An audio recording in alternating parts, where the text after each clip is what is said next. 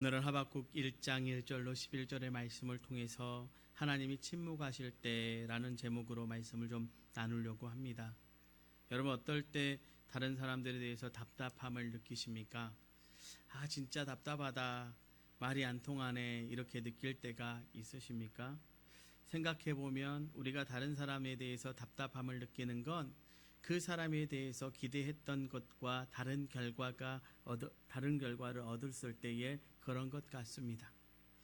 뭔가 반응을 해야 하는 상황에서, 뭔가 행동을 해야 하는 상황에서 아무것도 하지 않는 것을 볼 때 답답함을 느낄 수 있습니다.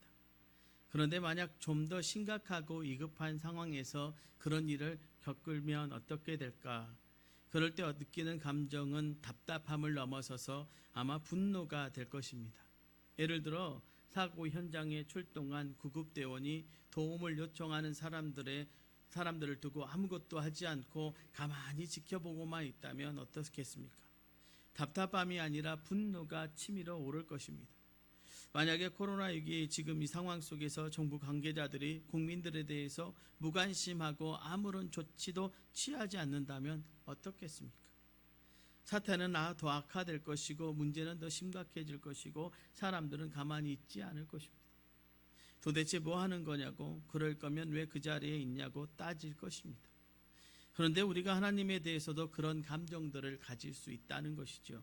우리가 하나님을 믿는 사람으로서 경험하는 시험이기도 합니다. 하나님이 아무것도 하지 않는 것 같다고 느낄 때가 있습니다. 계속 기도했는데 아무런 변화가 없습니다. 하나님이 기도를 들으시는지 모르겠습니다.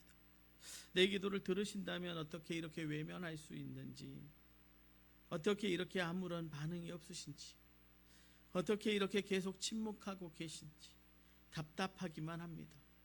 내가 당하는 어려움 가운데, 고난 속에서 도우심을 구하는데 여전히 상황은 변하지 않고 하나님은 무관심한 것 같습니다.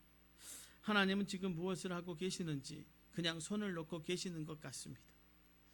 지금 우리가 코로나 사태를 겪고 있는 상황 속에서요, 우리 기도하지 않습니까? 단지 우리만 아니라 정말 많은 사람들이 코로나가 빨리 지나가기를 기도하고 있습니다. 그런데 어떻습니까? 변이의 변이가 발생하면서 더 어려운 상황들이 계속되고 있습니다. 이제 우리나라도 3만 명, 이렇게 5만 명, 몇십만 명까지도 될 거라고 추정하기도 합니다. 또 예배 외에 다른 모임들을 금지했던 때도 있었고요. 지금도 교회를 향해서 계속해서 주시하면서 보는 것 같습니다. 마치 좀 교회가 만만해 보이는 듯 세상이 보고 있는 것 같은 느낌이 받을 때가 있습니다. 교회가 조금 이렇게 사람들이 나왔다가 하면 비난거리가 되고, 우리가 또 하는 일들이 오해가 되기도 합니다. 우리가 왜 이런 일을 겪어야 합니까?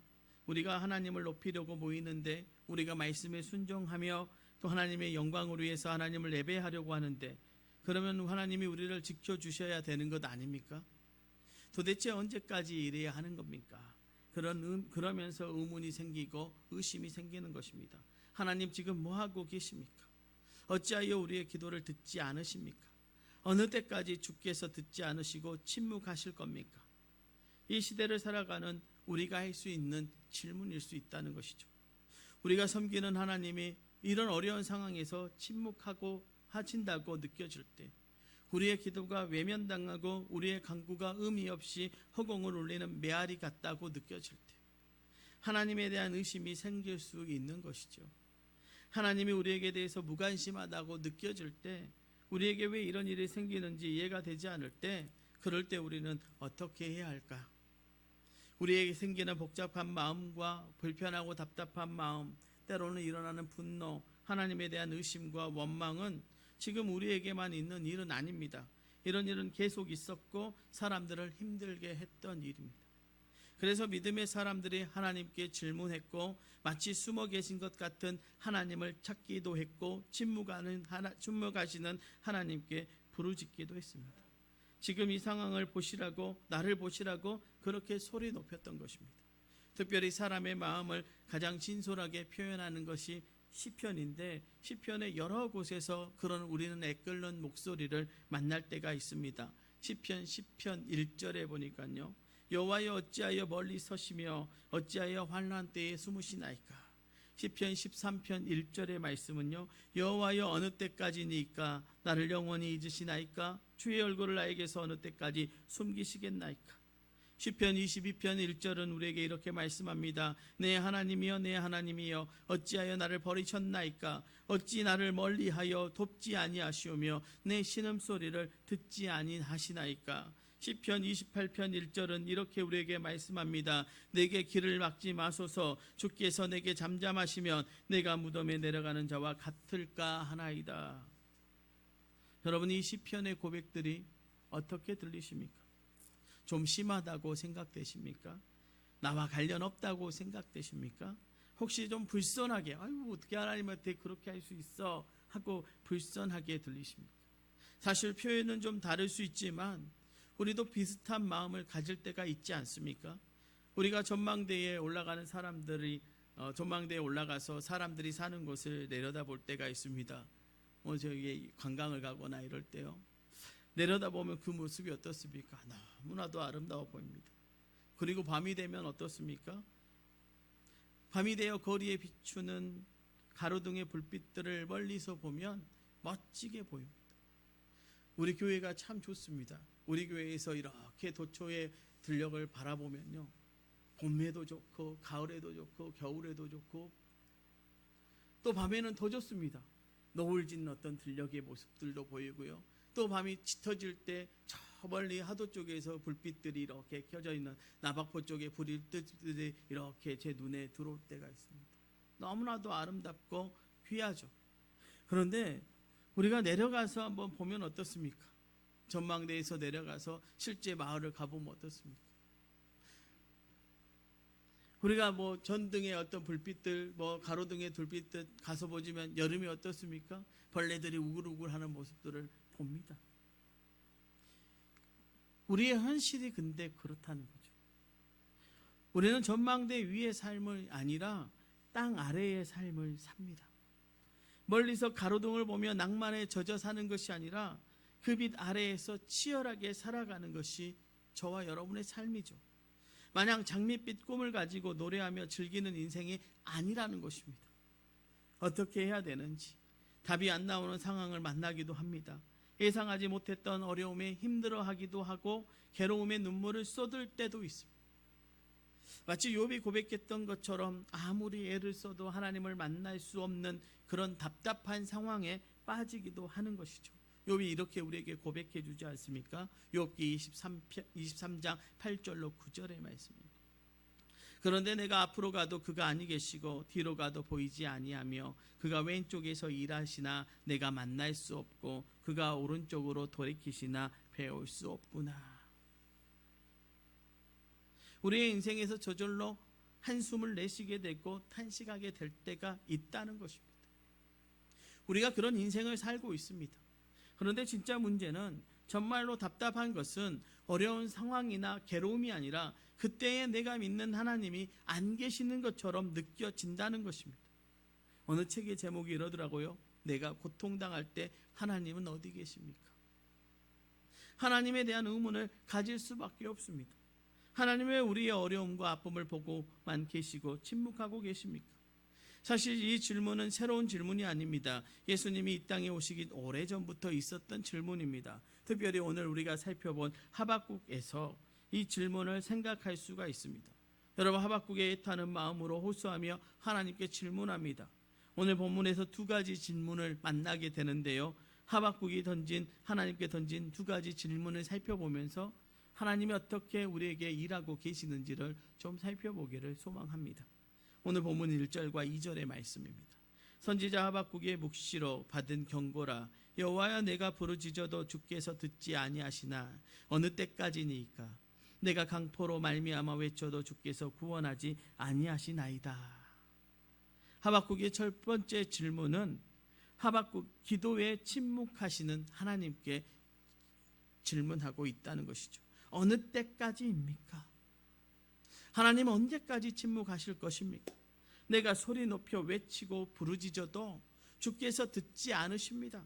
도대체 언제까지 나의 기도를 외면하실 겁니까? 하박국은 하나님께 도움을 구했지만 어떤 응답도 받지 못합니다. 마치 벽에 대고 말하는 것처럼 하나님은 그의 기도에 침묵하십니다. 만약 여러분이 공원에 산책을 하고 있는데 한 아이가 엄마를 찾으며 울고 있는 것을 본다면 여러분 어떻게 하시겠습니까? 울고 있는 아이가 엄마를 좀 찾아달라고 부탁한다면 여러분 어떻게 하시겠습니까? 여러분 내가 도울 수 있다면 돕는 게 어렵지 않다면, 그리고 위급한 상황이라면 내가 잘 모르는 사람이라도 도우려고 할 것입니다. 그래서 종종 위험에 빠진 사람들을 도와준 훈훈한 뉴스를 우리가 접하기도 하지 않습니까? 용감한 시민이라고 칭찬하고 어떤 경우에는 의인이라고 말하기도 합니다.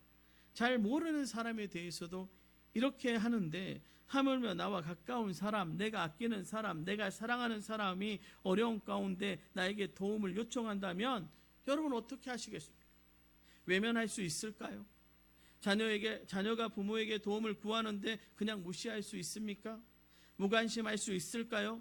자녀가 도와달라고 하면 거절하기 어렵습니다. 어떻게든 도와주고 싶은 것이죠. 그런데 하나님이 지금 어떻게 하고 계십니까? 하박국이 강포로 말미암아 외쳐도 아무런 응답이 없다라고 말합니다. 여기에 강포라는 말은 폭력을 말하는 것입니다. 폭력이라고 외쳐도 하나님은 아무런 반응이 없으십니다. 구해달라고 소리를 치는데 아무것도 하지 않으시는 것입니다. 한두 번 기도하고 안 된다고 불평한 것이 아닙니다.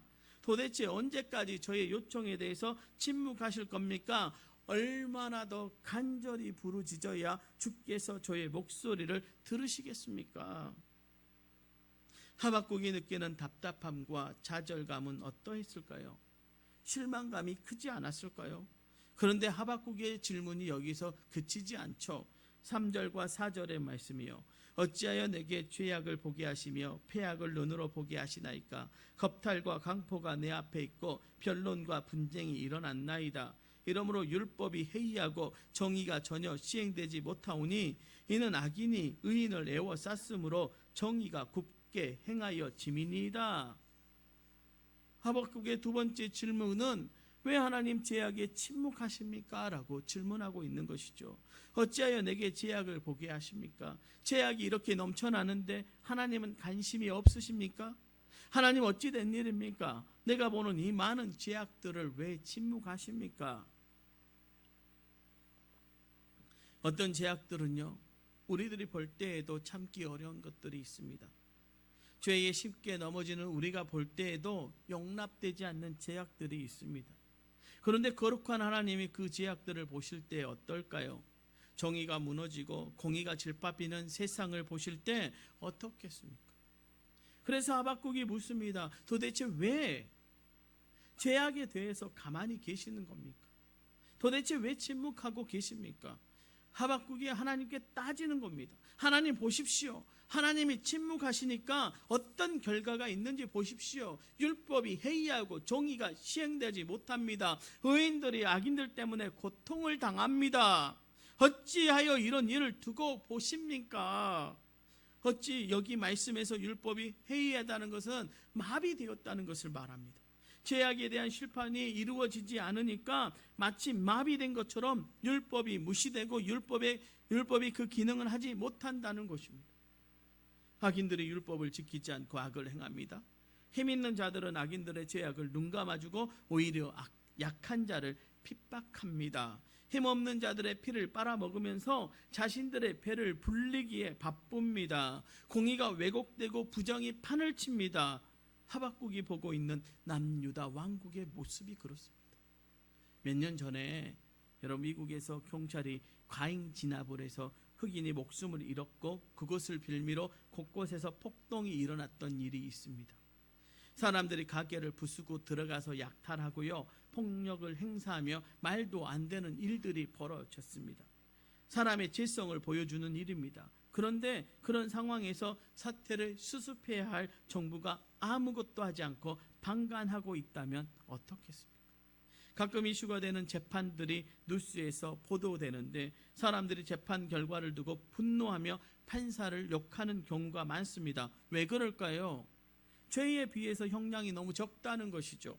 송방망이 청벌이라는 것이죠. 죄에 대한 심판이 가벼울 때, 심판이 바르게 행해지지 않을 때 법은 그 역할을 제대로 하지 못합니다. 죄를 저지른 범죄자들에게 대해서 아무런 처벌이 내려지지 않고 판사가 자기 이익이나 상황에 따라 판결을 굽히고 검사가 자신들의 권력을 지키는 것을 다른 어떤 것보다 우선하게 될 때 법은 무시되고 정의는 시행되지 못합니다. 지금 하박국이 경험했던 상황이고 우리가 경험하고 있는 현실입니다. 하나님 어찌 내게 죄악을 보게 하시며 패역을 눈으로 보게 하십니까?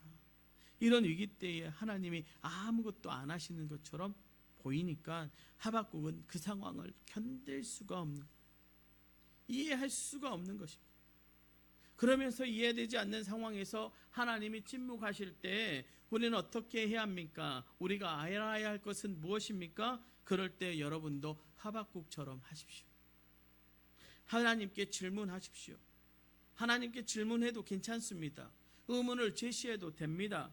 우리는 의심을 가지고 하나님께 나아갈 수 있습니다. 하박국은 자신을 힘들게 하는 의심을 그냥 덮어두지 않았습니다. 절박한 기도에도 넘치는 죄악에도 침묵하시는 하나님을 이해할 수 없었기에 하나님께 질문합니다. 하나님께 자기의 마음을 토로했던 것입니다. 이런 책이 있더라고요. 하나님 당신을 의심해도 될까요? 이 책의 결론은 해도 된다였습니다. 의심해도 됩니다.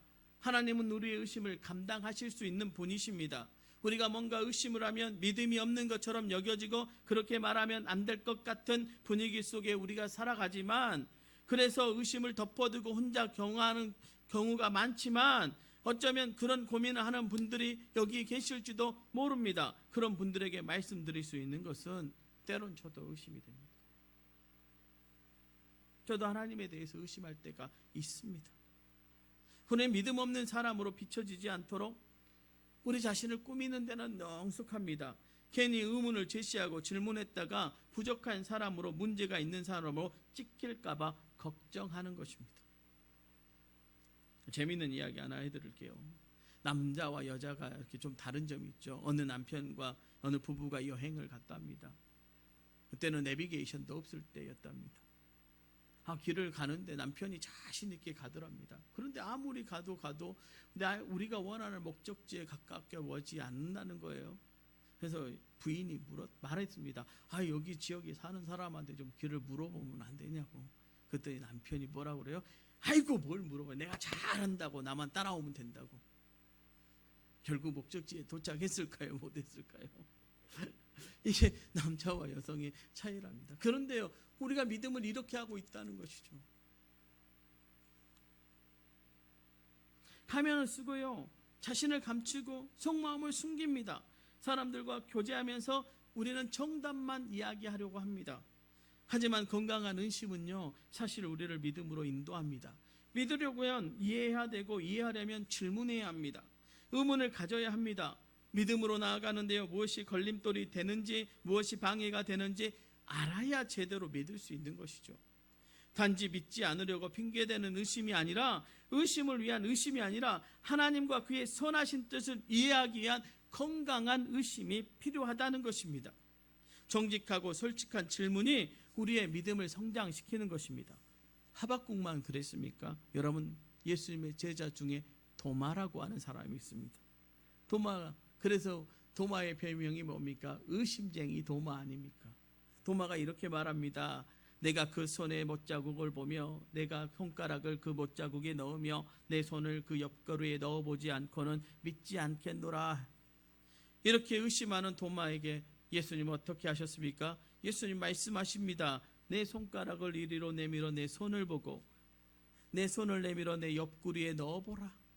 그리하여 믿음 없는 자가 되지 말고 믿는 자가 되라라고 말씀하십니다.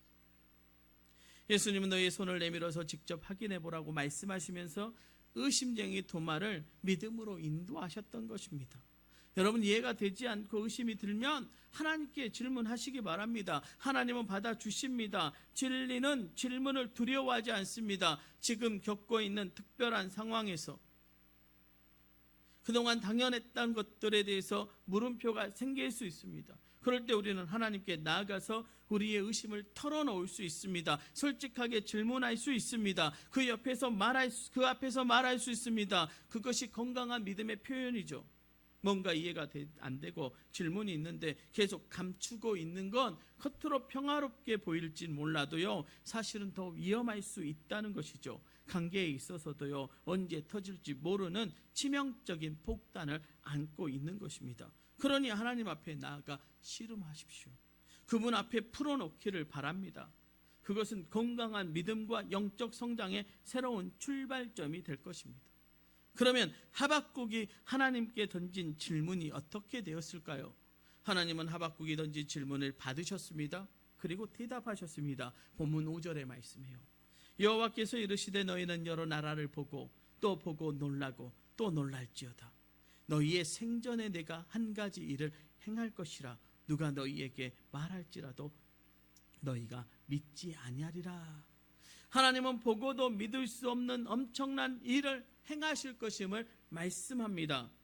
그 일은 정신을 빼놓을 만한 일이고 너무 놀라서 정신을 차릴 수 없는 일입니다. 어떤 일입니까? 6절에요. 보라, 내가 사납고 성급한 백성 곧 땅이 넓은 곳을 다니며 자기의 소유가 아닌 거처들을 점령하는 갈대아 사람을 일으켰나니.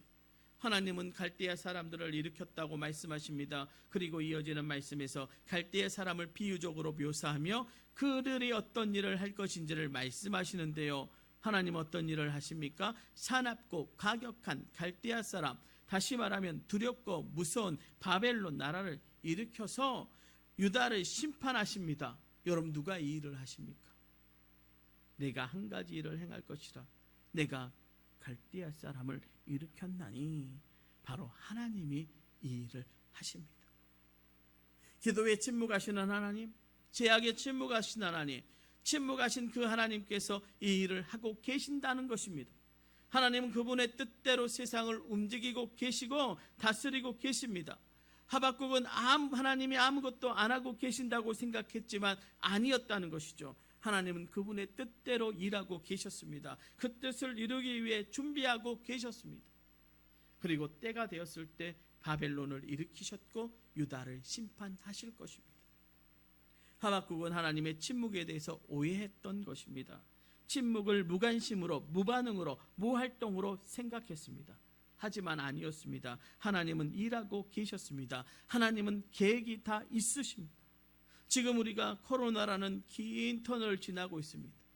터널의 끝은 보이지 않고 어둠은 계속되는 것 같습니다.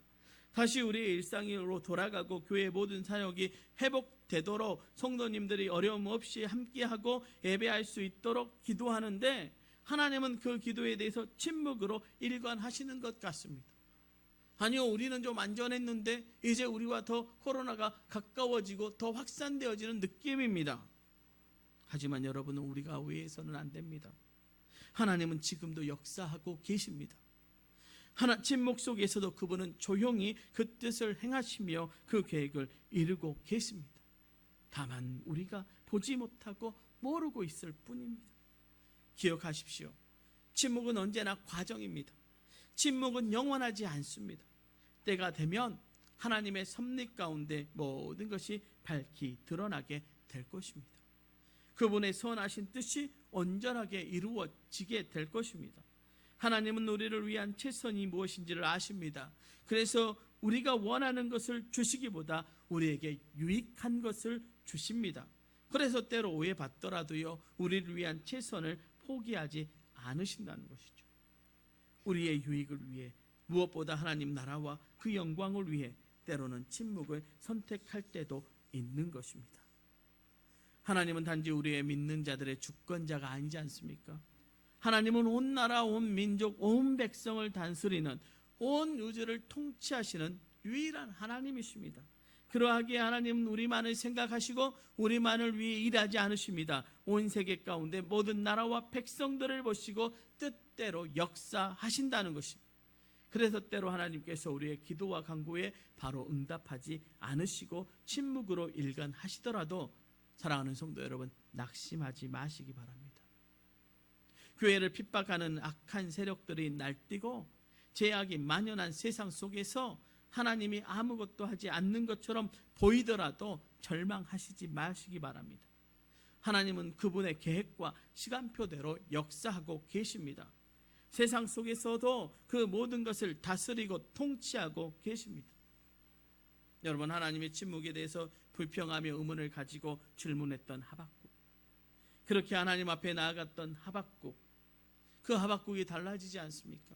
하나님을 만나고 그의 생각과 태도가 완전히 바뀌게 됩니다. 어떻게 바뀌었습니까? 하박국 3장 17절 18절, 우리가 너무나도 잘 아는 말씀이죠. 비록 무화과 나무가 무성하지 않으며 못하며 포도나무에 열매가 없으며 감람나무에 소출이 없으며 밭에 먹을 것이 없으며 우리의 양이 없으며 외양간에 소가 없을지라도 나는 여호와로 말미암아 즐거워하며 나의 구원의 하나님으로 말미암아 기뻐하리로다.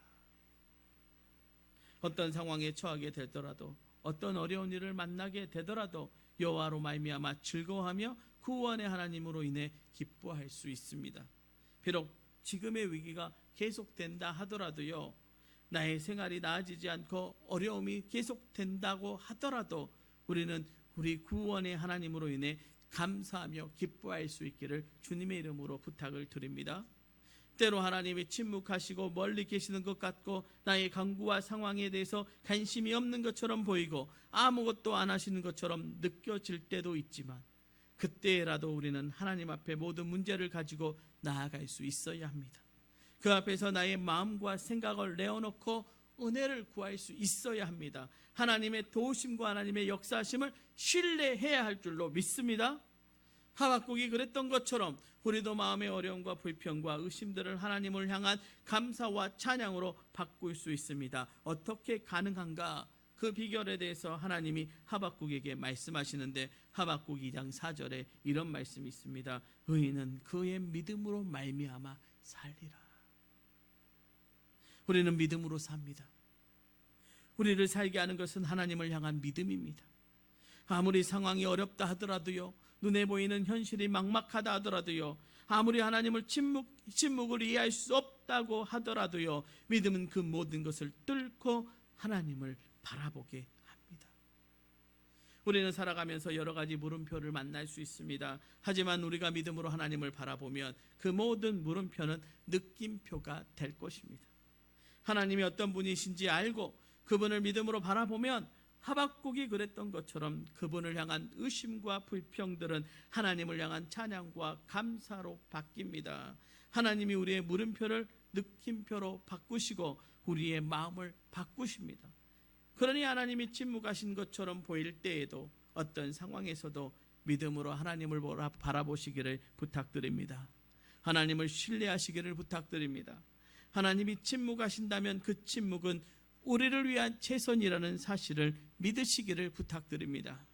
하나님이 정말 잔인할 정도로 여러분 침묵하셨을 때가 있었습니다. 언제일까요?